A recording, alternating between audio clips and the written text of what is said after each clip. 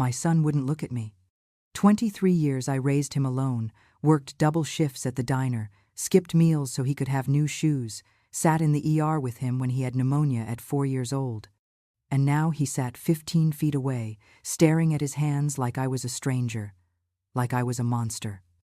Mrs. Patterson would fly into rages, Jessica said from the witness stand, dabbing her eyes with a tissue. Her voice cracked perfectly, like she'd practiced. She grabbed Emma by the arm so hard she left bruises. She screamed at my children that they were ungrateful, that I was poisoning them against her. Lies.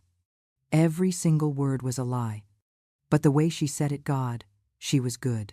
Designer navy suit, hair blown out like she'd just left the salon, tears rolling down her cheeks at exactly the right moments. She looked like a concerned mother, a victim. I looked like exactly what I was, a 62-year-old woman in a clearance, rack dress, sitting alone on a wooden bench with my hands shaking in my lap. The children are terrified of her, Jessica continued. She turned to the judge, her voice dropping to a whisper. Last month, Emma had nightmares for a week after a visit. She begged me not to make her go back. My chest felt like it was caving in. Emma loved our visits. We'd bake cookies, watch old musicals, work in the garden. She'd fall asleep on my couch with her head on my shoulder, holding my hand. The last time I saw her, she'd whispered, "I love you, Grandma." 17 times, I counted. Your Honor? Jessica's lawyer stood up, a woman in a sharp suit with a folder thick enough to hurt. We have documentation, photos of the bruises, text messages where Mrs. Patterson threatened my client, a statement from the school counselor about Emma's behavioral changes. I wanted to scream. I wanted to stand up and tell them about the real Jessica, the one who rolled her eyes when I gave the kids Christmas presents, who forgot to call me on my birthday 3 years running, who told Michael I was exhausting and manipulative when all I did was love my grandchildren. But who would believe me? Michael finally looked up. Our eyes met for half a second before he looked away, jaw tight, and I knew I'd already lost him. She'd already won. Given the evidence, the judge said, shuffling papers on his desk, and in the interest of the children's safety and well-being, that's when Emma stood up. She was so small, 6 years old, wearing a pink dress with flowers on it, the one I'd bought her for her birthday. Her hands clutched a tablet, the screen glowing against her chest. The courtroom went silent. Sweetheart, the judge said, his voice softening, this isn't the time. Your Honor, Emma said. Her voice was tiny but clear. I have something. Jessica's head snapped toward her daughter. Emma, sit down. But Emma didn't move. She looked right at me, and I saw something in her eyes I hadn't seen in months, something I thought Jessica had beaten out of her. Hope. What do you have, honey? The judge asked, leaning forward. Emma held up the tablet. Videos. Of my mommy. The air changed. I felt it shift, felt every person in that courtroom sit up straighter. Jessica stood up so fast her chair screeched. She doesn't know what she's talking about. She's 6. She's confused. I'm not confused, Emma said. She looked at her mother, and her small voice got even quieter. I know how to unlock your computer, Mommy. I've known for a long time. Jessica's face went white. Actually white, like someone had drained the blood right out of her. Your Honor, Jessica's lawyer stammered. This is highly irregular. Grandma, Emma said, turning to me. Her eyes were filling with tears, but she was smiling. Actually smiling. Should I press play? My heart stopped. Jessica lunged toward Emma, actually lunged, like an animal, but the bailiff stepped between them. Ma'am, sit down. She's lying. Jessica's voice went shrill, panicked. She doesn't have anything. She's a child. She's been manipulated. Mrs. Patterson, the judge said, his voice sharp. Sit down. Now. Jessica Saturday. But her hands were shaking, and her eyes, God, her eyes were wild. Emma looked at the judge. Can I show you? The judge nodded slowly. Yes, sweetheart, you can show me. Emma's finger hovered over the screen. And in that half second before she pressed play, Jessica whispered something, so quiet I almost missed it. You little bitch, to her own daughter. Emma pressed play, and my daughter-in-law's voice filled the courtroom. The voice that came through those speakers wasn't the one Jessica had used on the stand. This voice was cold, sharp, real. "Oh my God, Jess, you're evil," a woman's voice said, laughing, like it was all a joke. Jessica's sister. I recognized it from family dinners, back when I was still invited. "Evil? I'm smart," Jessica said on the recording. The tablet screen glowed against Emma's face, as the whole courtroom stared. "I've been setting this up for months. The old bat has no idea what's coming." Old bat. She meant me. "Wait, walk me through it again," her sister said. "How are you getting rid of her?" Jessica laughed. Actually laughed. "It's brilliant, honestly. I've been coaching the kids for weeks. Grandma yells at us." Grandma grabbed Emma's arm. "Grandma says mean things about Mommy. They're little, they'll say whatever I tell them to say." I couldn't breathe. Emma had moved closer to me, pressing against my side. Her small hand found mine and squeezed. "And the bruises?" her sister asked. "Photoshop, babe. Photoshop and a little makeup. I took pictures of Emma after she fell off her bike last month, bruise on her upper arm, perfect placement, and doctored the metadata. Lawyers eat that shit up." The courtroom was dead silent except for Jessica's voice, echoing off the walls. I looked at Michael. He was gripping the edge of the table so hard his knuckles had gone white. Tears were streaming down his face, silent, shocked tears, and his mouth was open like he couldn't get enough air. "What about Michael?" the sister asked. "Does he know?" Jessica's laugh was cruel. "Are you kidding? He's so pussy-whipped he can't see straight. I told him his mom was toxic, that she was trying to control our family, and he just believed me. Men are so fucking easy when you know which buttons to push." Michael made a sound. A broken, animal sound. "Jesus, Jess," her sister said, but she was still laughing. "You're cold." "I'm practical. His mother is a problem. She's always around, always giving her opinion, always acting like she's the matriarch of the family. Well, guess what? She's about to be a restraining order and a ghost." My hands were shaking so badly I had to clench them into fists. Jessica's lawyer stood up, face pale. "Your Honor, the origin of this recording is questionable. We don't know if it's been edited." "It's not edited," Emma said. Her voice was tiny but fierce. "I have the original files, with dates. I can show you." The judge held up a hand. "Let it play."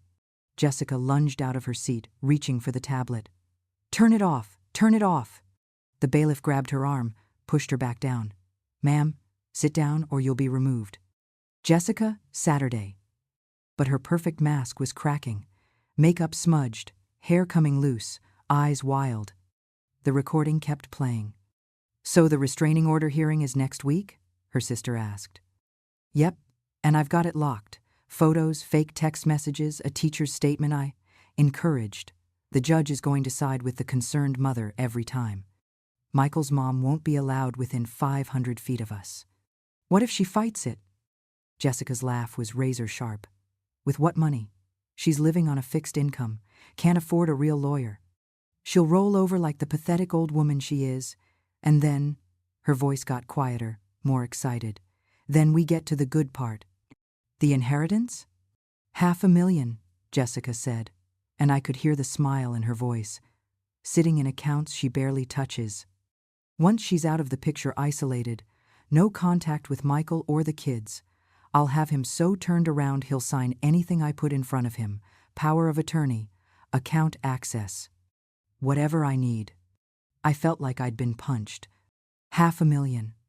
Money I'd saved for 40 years. Money I was planning to leave to Michael and the kids. Money for Emma's college, for their futures. Michael stood up so fast his chair fell backward with a crash. "Michael," Jessica started, her voice shifting back to that sweet, fake tone.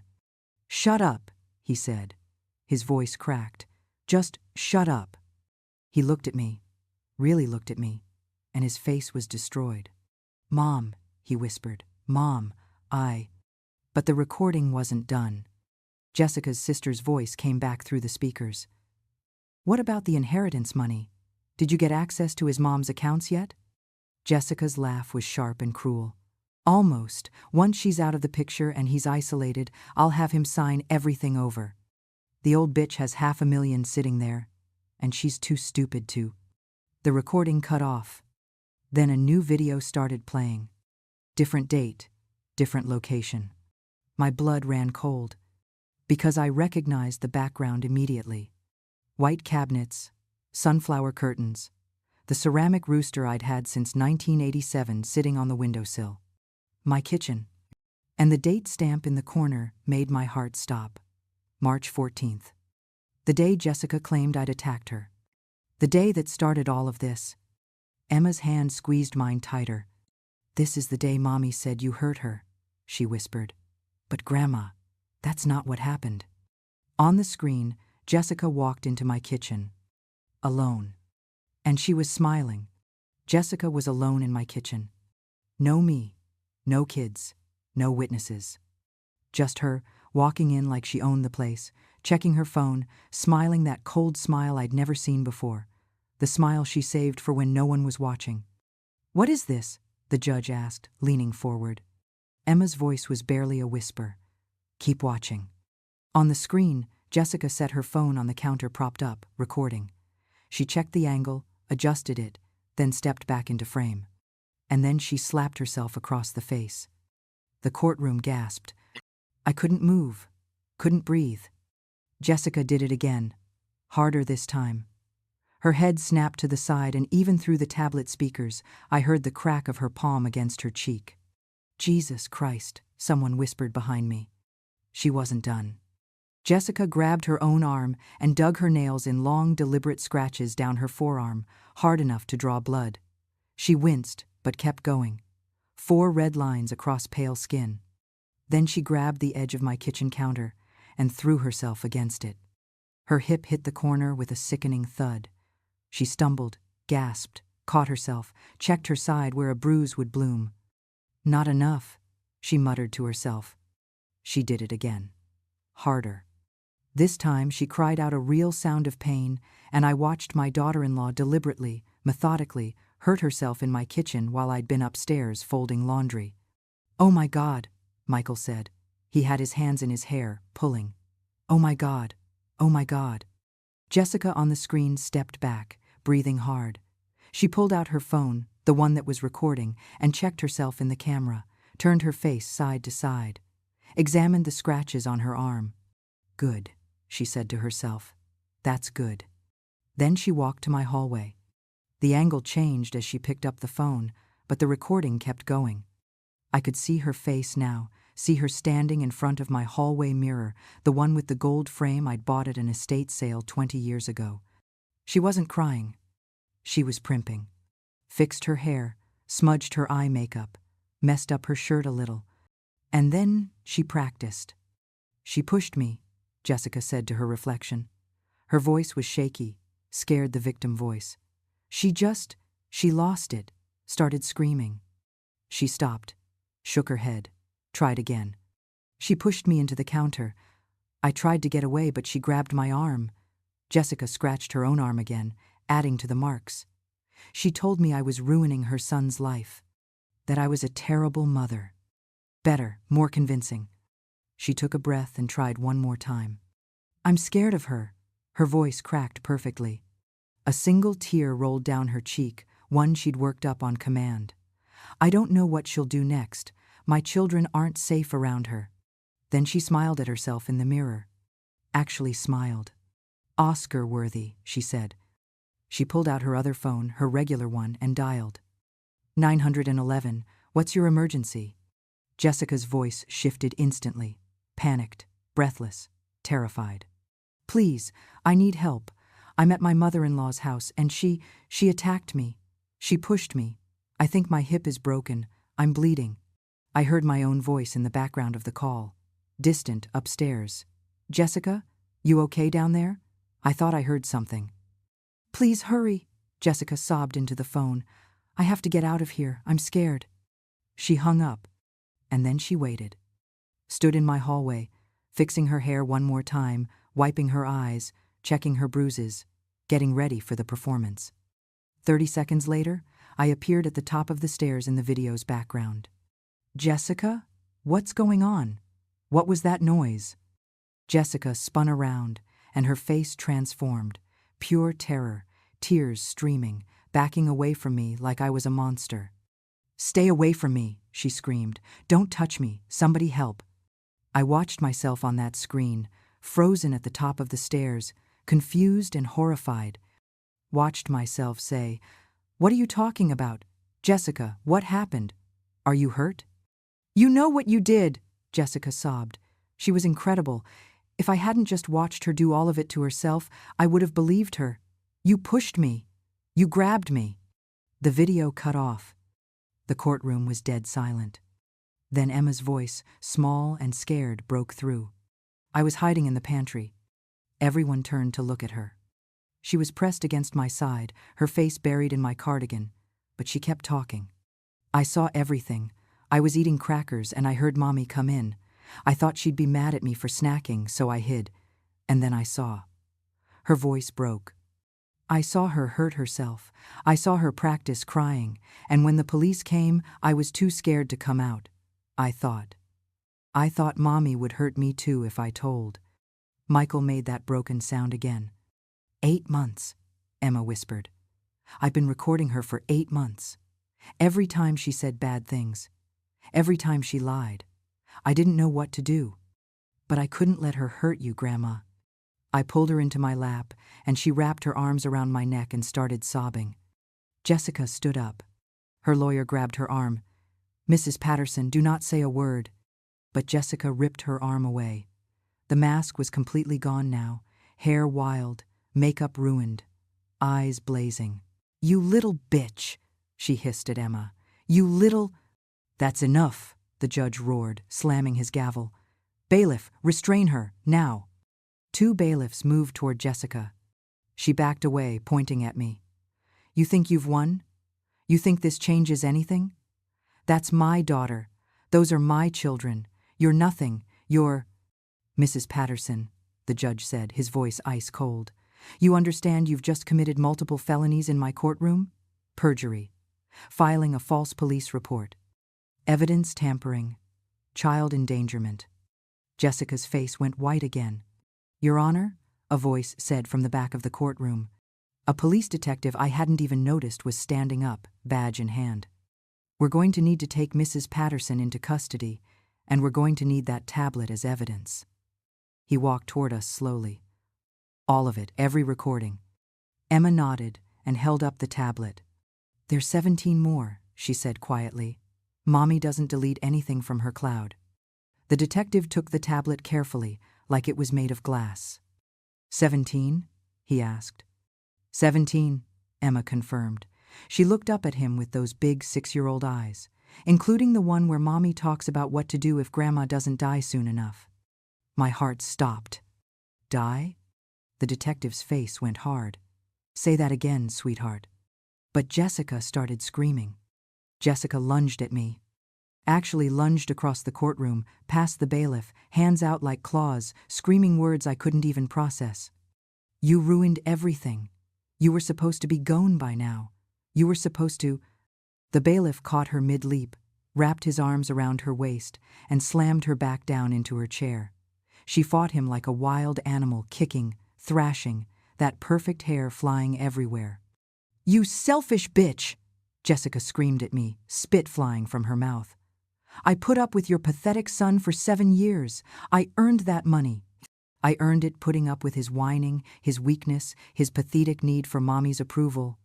Michael flinched like she'd hit him. "Mrs. Patterson, if you do not calm down, you will be removed in handcuffs," the judge said.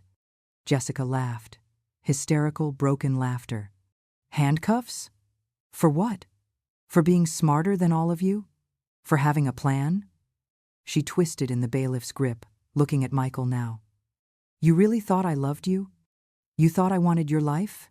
Your boring job, your boring house, your exhausting mother who never knew when to disappear?"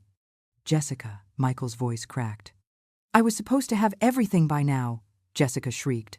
"The house, the money, the life I deserved, and she jabbed a finger at me. She just wouldn't die. 3 months I waited after the accident. 3 months. And she just kept living.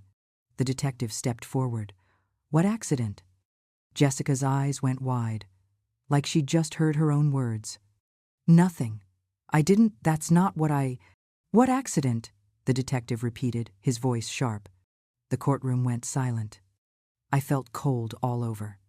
Your Honor, the detective said, pulling out his phone. I need to make a call now. The judge nodded.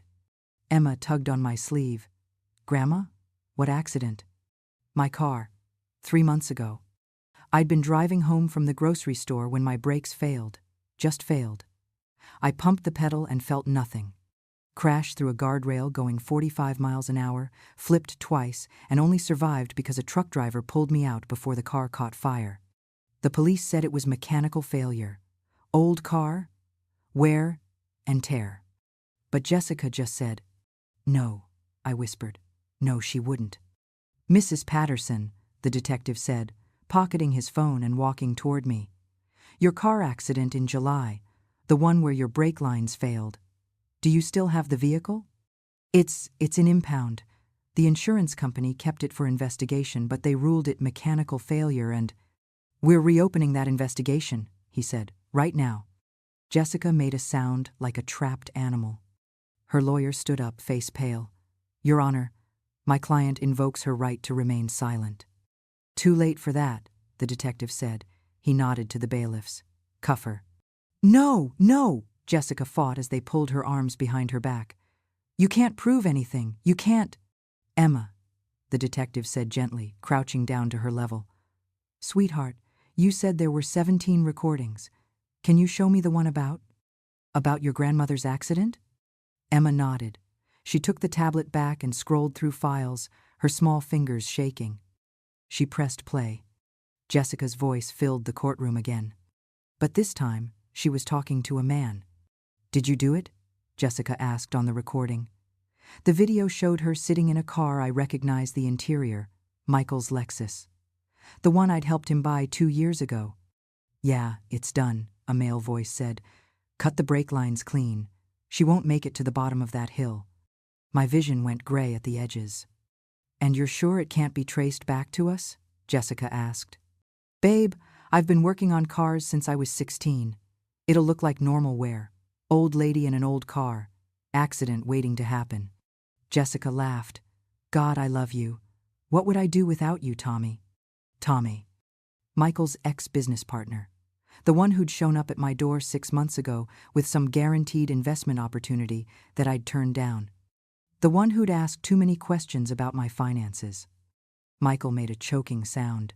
Tommy? Tommy Reeves? You and him? Jessica just smiled. Crazy, wild smile. For 3 years, baby, she said sweetly. 3 years while you worked late and trusted me, while you believed everything I told you. Michael doubled over like he'd been shot. The recording kept playing. What if she survives? The male voice, Tommy asked. Jessica was quiet for a moment. Then we try again. There are plenty of ways for old women to have accidents. Falls downstairs, wrong medications. Carbon monoxide leaks. Her voice got colder. One way or another, she's not going to be a problem much longer. The detective was already on his phone. I need a warrant for Thomas Reeves. Now, and get forensics to pull that vehicle from impound. I want every inch of those brake lines analyzed today. Emma turned off the tablet and looked up at me. I'm sorry, Grandma, she whispered. I heard Mommy tell my brother, when Grandma's gone, everything will be better. And I got scared. So I started recording everything. I didn't know what else to do. I pulled her tight against me, tears streaming down my face. You saved my life, I whispered into her hair. You saved me, baby girl. The bailiffs hauled Jessica to her feet. She was crying now, real tears this time, mascara running in black streaks. Michael, please. Michael, you have to listen to me. I love you. I love our family. This is all a misunderstanding. You tried to kill my mother, Michael said. His voice was flat, dead. You tried to murder her for money. It wasn't like that. You used our children. You made them lie. You made Emma... His voice broke. She's 6 years old, Jessica. She's been terrified for 8 months because of you. I did it for us, For our future, your mother was in the way. Get her out of here, the judge said, disgust dripping from every word. Get her out of my courtroom. As they dragged Jessica toward the door, she twisted back one more time. You haven't won, she screamed at me. You're still just a pathetic old woman. Nobody, nothing, you… The door slammed shut, cutting off her voice. The silence that followed was deafening. Michael walked toward me slowly. His face was destroyed, red and swollen, tears still streaming. Mom, he whispered. Mom, I'm so sorry. God, I'm so… He collapsed in front of me, fell to his knees right there in the courtroom and sobbed. I believed her. I believed everything. I chose her over you. I thought you were, and she tried to. She tried to kill you and I slid off the bench and wrapped my arms around my son. My boy. It's okay, I whispered, even though it wasn't, even though I didn't know if anything would ever be okay again. It's okay. We're here. We're alive. Emma crawled between us, and Michael pulled her in too, holding both of us like we might disappear. The detective cleared his throat softly. Mrs. Patterson? I need to ask you some questions. About the brake lines, about any other incidents. I looked up at him, still holding my family. The brake lines weren't the only thing, I said quietly. 2 weeks before the accident, I got food poisoning so bad I was hospitalized for 4 days. The doctors couldn't figure out what caused it. And last Christmas, there was a carbon monoxide leak in my house. The fire department said it was my old furnace, but I'd just had it serviced. The detective's jaw tightened. We'll investigate all of it. He crouched down, looked at Emma. You're a very brave girl. You know that? Emma nodded, wiping her eyes. Can I ask you something? He said gently. Why today? Why wait until the hearing to show the recordings? Emma looked at me, then back at him. Because Mommy said if I ever told, she'd make sure I never saw Grandma again. She said Grandma would go away forever and it would be my fault. Her small voice got even smaller. But then we came to court, and I heard the judge say Grandma couldn't see us anymore anyway, so Mommy was going to win no matter what. And I thought, if I'm going to lose Grandma anyway, at least everyone should know the truth. My heart shattered and mended at the same time. You're the bravest person I've ever met, I told her. The detective stood, pulling out his phone as it buzzed. He listened for a moment, his face going hard. We found Thomas Reeves, he said. Picked him up at his apartment 10 minutes ago. He's already asking for a deal. He looked at me. Mrs. Patterson, he confirms. Everything. The brake lines. The food poisoning, he put something in a casserole Jessica brought to your house. The carbon monoxide, he rigged your furnace. And he's got receipts, email exchanges, text messages, everything. Why? I asked. Why would he do this? Jessica promised him half the inheritance once you were gone, and she had access to your accounts. The detective shook his head. He's singing like a canary now, giving us everything. Michael was still on his knees, staring at nothing. I married a monster, he whispered. I brought a monster into our family. I let her near my children. I let her… Stop, I said firmly. Michael, look at me. He did. Broken, lost eyes. She fooled all of us, I said. That's what people like her do. They're so good at pretending that we believe the pretend is real. This is not your fault. I chose her over you. And now you're choosing us. That's what matters. The judge cleared his throat. I think we're done here. Case dismissed. Restraining order denied. And, Mrs. Patterson, he looked at me, his eyes soft. I apologize. On behalf of this court, I apologize for what you've endured. I nodded, unable to speak. As we stood to leave, Emma tugged my hand. Grandma, can we go home now? To your house? Yeah, baby, I whispered. Let's go home. The garden smells like jasmine and fresh-cut grass. I'm sitting on my back porch, the one Jessica tried to take from me, watching Emma and her brother chase fireflies in the yard. Their laughter sounds like music, like healing. 6 months since the courtroom. 6 months since my daughter-in-law was led away in handcuffs, screaming that I'd ruined her life. She's in prison now. 15 years minimum. Attempted murder. Conspiracy to commit murder. fraud, perjury, child endangerment. The list went on and on, charge after charge, until even her fancy lawyer stopped trying to fight. Tommy Reeves got 12 years. He took a plea deal and testified against her, told the jury everything. How Jessica had seduced him at a Christmas party 3 years ago. How she'd slowly recruited him into her plan. How she'd promised him $500,000 and a future together once I was out of the way. The prosecutor called it cold-blooded premeditation. I call it evil. Grandma! Emma runs up to me, firefly cupped gently in her hands. Look, I caught one. Let me see, sweet girl. She opens her palms just enough for me to see the soft glow, then releases it back into the twilight. It floats away, blinking. Make a wish, I tell her. She closes her eyes tight, wishes silently, then wraps her arms around my neck. I wish that you never go away, she whispers. My throat tightens. I'm not going anywhere, baby. I promise.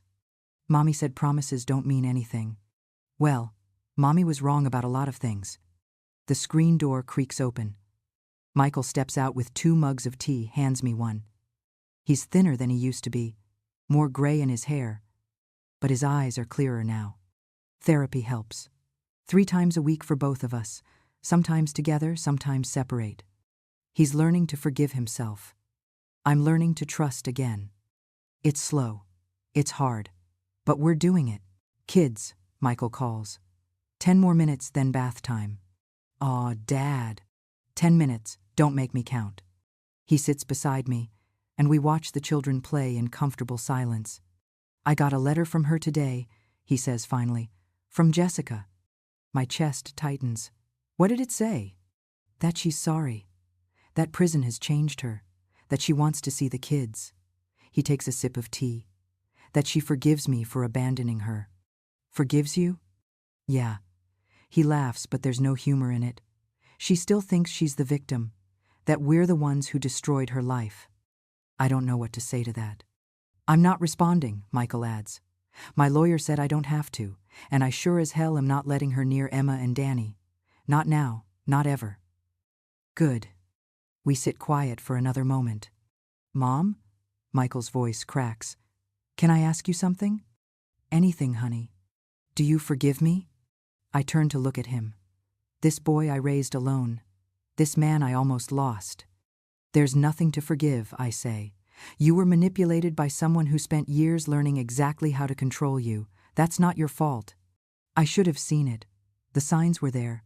The way she isolated me from you. The way she always had an excuse for why we couldn't visit. The way she turned everything around to make you the problem. He wipes his eyes. I should have known. Michael, she was good. She was so good at pretending that even I started doubting myself, started wondering if maybe I was too much, too demanding, too involved. I take his hand. People like Jessica, they're predators. They study us, learn our weaknesses, say exactly what we need to hear until we're so turned around we can't tell up from down. I believed her over you, my own mother. And now you know better. That's what matters. Emma runs back up, Danny trailing behind her. Can we have ice cream? It's almost bedtime, Michael starts. Please? Grandma makes the best sundaes. I look at Michael. He looks at me. 1 scoop, I say. Small scoop. They cheer and race inside. Michael helps me up. My hip still aches from the accident, probably always will, and we follow them into the kitchen. My kitchen. The one where Jessica staged her attack. Where she hurt herself and blamed me. I had the whole room repainted after the trial. New curtains, new dish towels, but I kept the ceramic rooster on the windowsill. Some things are worth holding on to. As I scoop ice cream and the kids argue over sprinkles versus chocolate sauce, I catch my reflection in the window. 62 years old, gray hair, wrinkles. A woman Jessica called an old bat and a pathetic old woman. A woman she tried to erase. But I'm still here. Still standing in my kitchen, in my house, with my family around me. Jessica wanted me gone so she could take everything I'd built, my money, my son, my grandchildren, my life. Instead, she erased herself. Locked herself away in a cell where she'll spend the next 15 years watching her children grow up through photographs, if Michael even sends them. which he won't. Grandma, you're squishing the ice cream, Emma says. I look down. The scoop in my hand is dripping everywhere. Sorry, baby, got distracted. I finish making the sundaes, and we sit at the kitchen table, the four of us, and eat ice cream even though it's past bedtime, and Michael's supposed to be the strict parent now. Grandma? Emma asks, chocolate sauce on her chin. Am I in trouble? For hacking Mommy's computer? She asks this every few weeks, like she needs to be reassured. I pull her onto my lap. You weren't hacking, sweetheart. You were surviving, and you saved us all. The detective said I was very brave. You were. You are. I was really scared. I know, baby. I thought Mommy would hurt you. I thought she'd make you go away forever. Emma's voice drops to a whisper. I couldn't let her hurt you, Grandma. You're the only one who ever really loved us. My heart breaks and heals at the same time. That's not true, I tell her gently. Your daddy loves you more than anything in this world. I know, but back then, Mommy said he didn't. She said he only loved her. Michael makes a sound, pushes back from the table, and walks to the window, shoulders shaking. Danny, quiet, serious Danny, who's 8 and too smart for his own good, gets up and wraps his arms around his father's waist. It's okay, Dad, he says. We know now. We know Mommy lied about everything. You shouldn't have to know that, Michael says, voice thick. You're kids. You should feel safe. You should trust your parents. We trust you, Danny says. And we trust Grandma. That's enough. Later, after the kids are bathed and tucked into the guest beds they've been sleeping in for 6 months because Michael can't afford the mortgage on his house alone, and because none of us want to be apart right now, I sit on the porch again. The fireflies are gone. The jasmine smells sweeter in the darkness. Michael comes out, sits beside me. I'm selling the house, he says. Our house. Mine and Jessica's. Are you sure? I can't go back there, Mom. Every room. I see her in every room, lying, plotting, pretending. He shakes his head. I want to start over. Maybe get something smaller, closer to you. You're always welcome here, you know that. I know, but the kids need stability, their own space. We can't camp out in your guest room forever. You can camp out here as long as you need. He leans his head on my shoulder, and for a moment he's not a 40-year-old man. He's my little boy again, the one who climbed into my bed during thunderstorms and held my hand at the dentist. I'm sorry, Mom, he whispers. For all of it. For every time I chose her. For every visit I canceled. For every time I made excuses for why she was uncomfortable around you, for believing I had to pick between you and her. Michael. No, let me say this. Please. He sits up, looks at me. You worked 2 jobs to raise me, you sacrificed everything, and I repaid you by marrying someone who tried to kill you for money. His voice breaks. I brought evil into your life. I'm so sorry. I cup his face in my hands. You brought me Emma. You brought me Danny. You brought me 2 grandchildren who are brave and kind and perfect. That's what you brought me. I hold his gaze. Jessica was the evil, not you, and she's gone now. We're still here. We're still here, he repeats, like he's trying to believe it. The screen door opens again. Emma, in her pajamas, holding her stuffed rabbit. Can't sleep? I ask. She shakes her head and climbs into my lap. Michael wraps his arms around both of us. Tell me the story, Emma says, about the courtroom. Again? We've told you 100 times. I like hearing it. I like the part where I'm brave. So I tell her. The whole story. How she stood up with her tablet. How she pressed play. How her mother's mask finally cracked and the truth came pouring out. How one little girl saved her whole family. And you know what the best part is? I say, kissing the top of her head. What? You're the hero, not the grown-ups, not the lawyers or the judges. You, a 6-year-old girl who was braver than anyone in that room. Emma smiles against my chest. Mommy called me a bad word, in court, in front of everyone. She did. But I'm not a bad word. I'm a hero. You absolutely are. And you're not an old bat, Grandma. You're just. You're my grandma. And you're perfect. I hold her tighter, breathing in the smell of her strawberry shampoo. Jessica wanted me erased, wanted me dead, wanted to take everything I'd worked for and leave my family broken. But she forgot something important. Real wealth isn't in bank accounts. Real wealth is in the little girl brave enough to press play, in the son strong enough to admit he was wrong, in the grandson who hugs his father when he cries, in the family that survived and came back together. Jessica tried to destroy us for $500,000 she never earned. But we destroyed her with the truth. And we're still here. Healing. Together. Finally free. Grandma? Emma murmurs, half asleep now. Yes, baby? Promise you'll never leave. I promise. Even when I'm grown up? Even when you're grown up? Even when you have kids of your own? I'm not going anywhere. She sighs, content, and falls asleep in my arms. Michael looks at me over her head, tears streaming down his face. Thank you, he whispers, for not giving up, for fighting, for still being here. Where else would I be? I whisper back. This is my family. This is my home. Nobody gets to take that from me. Not even the daughter-in-law who tried. The fireflies come back, blinking in the darkness like tiny promises. And for the first time in a year, I feel something I'd almost forgotten. Peace.